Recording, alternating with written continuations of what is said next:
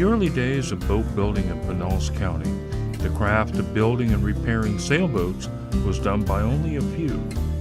One of these was Stu Smith, who owned and operated Elle's Sailing Shop in North Clearwater. He tells how he got started building and repairing sailboats in his own words. So I got a job as a roofer. I got to work on a roof. And while I'm working on this roof, the guy down below was making, I don't know what you call it. He's making animated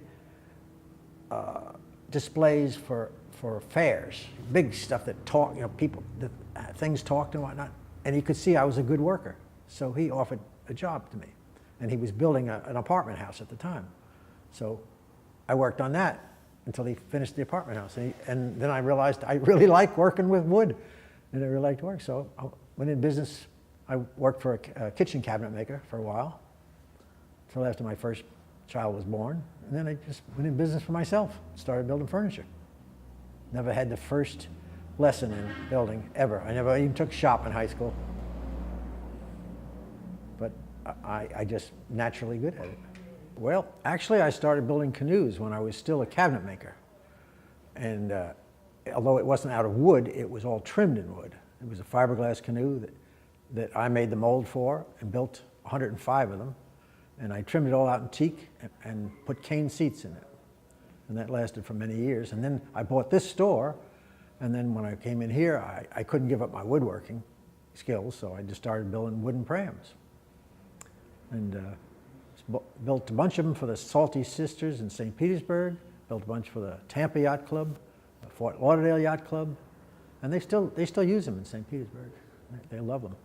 Of course, they put them behind a fence and lock them up so the kids can't use them. That's strictly the women's. Although I had no background in woodworking at all, I kind of drifted into it. My grandfather was a boat builder in the days when they built real boats, big boats. And, but other than that, I just kind of got into it. I just like to work with my hands. I just love it. I found out that's what I like. Well, I grew up on the water in sailboats. I mean, from my time I was tiny up. So I just love it. Like, I just can't do anything else. Let's put it that I hate motorboats. Well, I tell you what we used to do. A bunch of us get together, and we took our rowboats, which we all had little rowboats, and we'd make our own sails out of sheets. We call them slayers? I don't know what we call them. Anyway, we couldn't go upwind in these things, so we'd row upwind and then sail downwind, And everybody had some different rig, and we just made our own rigs. There was no programs like there are today. Even the yacht clubs didn't have a program. They didn't have programs? No way. And they did have a few boats that raced. Comets used to race there. And so you wanted to race, you'd offer to crew for somebody, and that's how you did it. You crewed for an adult, and you went out with them. That's not done at all anymore. No, that's how Zero. Many years before I could get into it, really. I started out with a canoe and put a sailing rig on my canoe. And I'd sail that for many, many years. And then I got a sunfish. And you got a sunfish. A cheap sunfish. And were you racing the sunfish? Then I started racing. And where? Right here in Clearwater. Is any part of any club in Clearwater? Oh, no. We used to put our boats in where the sailing center is now, which was just an old beach with trees there. And the Clearwater Sailing Center? Yeah. Out on the coast. And that's where we used to race. Yeah. Then I got into the windjammers, and we went into a lot of racing.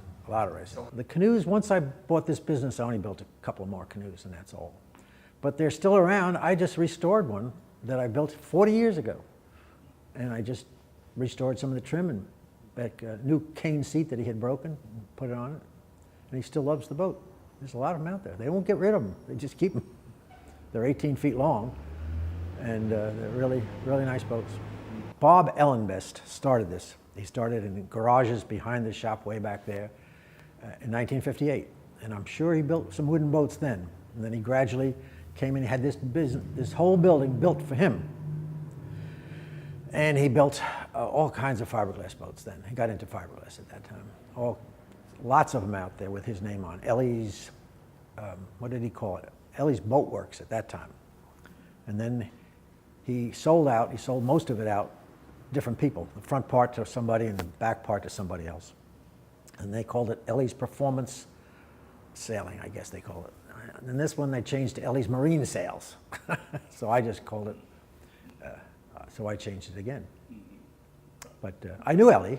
I knew him years ago. I got my first canoe, which I bought a hull from a manufacturer with no trim on it, so I could get it really cheap. And then I trimmed it out in wood and put a sailing rig on it, and I loved it. You know. So, I mean, there's sailing in your blood. But now we're going back to before the Dunedin Causeway was even built. Oh, before the Dunedin Causeway. They were just building it. And you know, we used to go out there and sail. I'd sail the canoe, and we were the only people there. The only sailboat out there. There was nothing. Well, it was, you could say the 70s were the boom time, yeah, for sailboats, yeah. 70s, early 80s, Morgan used to build boats and sell them before they even finished the boat. I mean, people were just clamoring to buy boats, big boats. And Snipes were a big class here. And you'd see lightnings once in a while. You wouldn't see a lot. This is not really a sailing community at all, in spite of what you might. Was it in Clearwater or Tampa? Clearwater. Well, there's no place to sail in Clearwater. It's the best sailing in the world, but there's no place to put your boat in the water. What I had heard was that Clarkey used to build prams. Clark Mills. Yeah, and sell them for $50 a piece. And his wife would make the sails on the kitchen table and cut it on. And of course, those days went pretty quick, you know, and they got, as usual, accelerated to the point where everything cost a small fortune. Well, when it got serious in the racing, this guy named Lazier. Do you know Lazier Boat Works in Sarasota or Bradenton? I've heard the name. He used to build beautiful wooden boats. He was the builder of wooden prams. Fiberglass? Yeah, then I built a mold and built Well, fiberglass ones too. so you built your own mill. Then I got where I couldn't build them in here, so I'd get the hulls built for me, and then come in and I would do the rigging, and I'd mill the dagger board and the rudder. We built quite a few of those. And the mold actually is still in existence. A guy up in Dunedin Boat Club up there owns the mold that I built. Oh, here's roughly the history that I know, and I couldn't tell you by the year, but what happened was the Optimus Pram, some people brought them over to Europe to sail, and they liked them so much they decided that was a good boat to build, except that Europeans don't use the same plywood we use. So instead of 3/4 inch plywood, which we consider the most popular plywood, they went to, I think, 13 millimeter, which is a little over half an inch. And so the trunk is narrow now. And now they changed the rudder. They didn't like the rudder that way. And then they didn't want a little fancier sail, so they put battens in the sail, see? And they keep changing it every 2 years or so. They keep making different specifications. So now the boat costs $4,000. The sail cost $500 for an Optimus sail. And They registered the name Optimus, but they couldn't use the word pram, so they used it. Optimus dinghy is what it is. It's almost identical. The hull shape is almost identical. It's just a little different.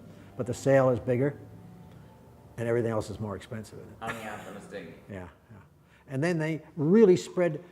In fact, you know what they did? And this is the truth. The people that wanted to promote the dinghy joined the Optimus Pram organization, which was Optimus Pram. Anyway, COPA or something like that. It's on one of the books here. And they joined that organization and then methodically ruined it and made sure that it disappeared. And that, see, when they first started out, they used to have both boats sailing around here. The Pram people would allow dinghy sailors to come to their regattas, different class, but they would allow them to come to their regattas. But then when they started getting more popular with the dinghy people wouldn't allow the Prams to come to their regattas. So they destroyed it, completely destroyed it, for kids anyway. But the clubs around here, the women's clubs, all sail prams. They don't sail dinghies. I'm dedicated to racing because I'm just hooked on it. I can't even sail for pleasure. I have to race because it bores me to death just to sail for pleasure.